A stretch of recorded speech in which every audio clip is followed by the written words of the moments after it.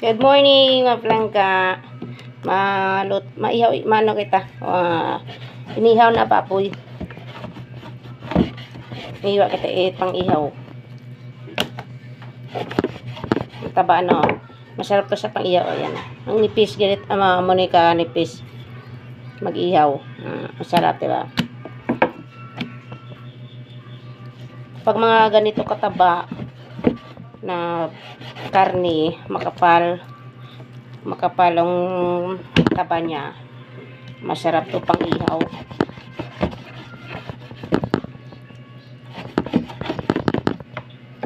Ganyan kanipis, ang ganda, Bakit alam nyo ba kung bakit tag doon, expert tayo sa mga ganitong hiwa kasi dati nagtitinda tayo ng baboy. Kaya alam ko na kung paano hiwain yung pang ihaw.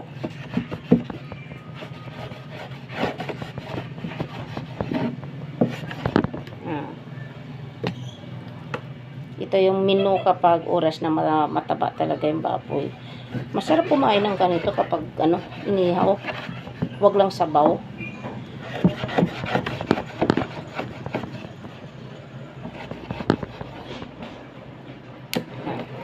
Tapos imamarinate natin yan.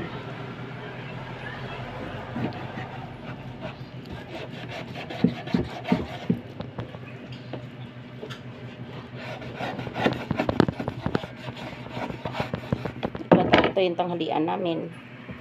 Ngayon tanghali. Ihaw tayo ng ang baboy. Ganda, Palas pantay-pantay yung nipis niya. Tsaka mabilis lang tulutuin.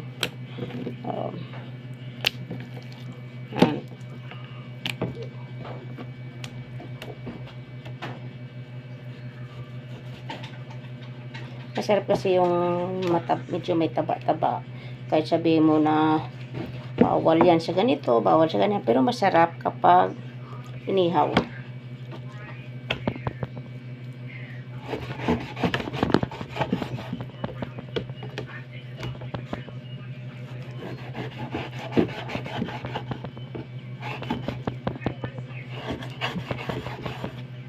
Inahina kasi to kaya makapal na yung niya, yung taba niya.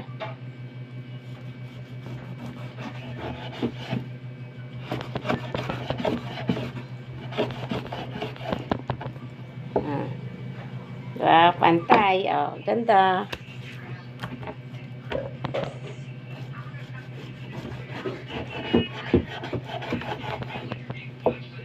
Hindi lang lagi gulay tayo. Minsan kakain rin tayo ng karne. Kailangan ng katawan ng karne.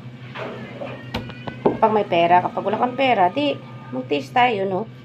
Pero kung mayroon naman, kahit konti, bibili na naman tayo. Mahal na ngayon ang baboy. 400 ang kilo. Ang ganda. Ito yung liempo ang tawag dito. Kaso yun nga lang, makapal yung tapa. Kasi nga inahina yung yung baboy.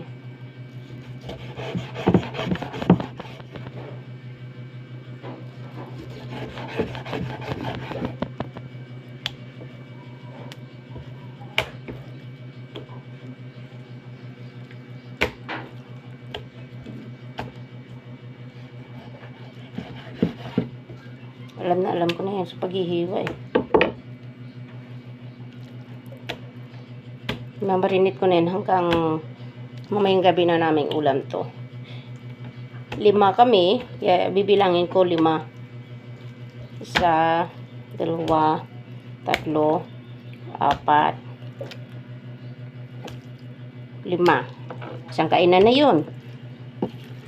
1, 2, 3, 4, at saka 5. Diba? 2 kainan na.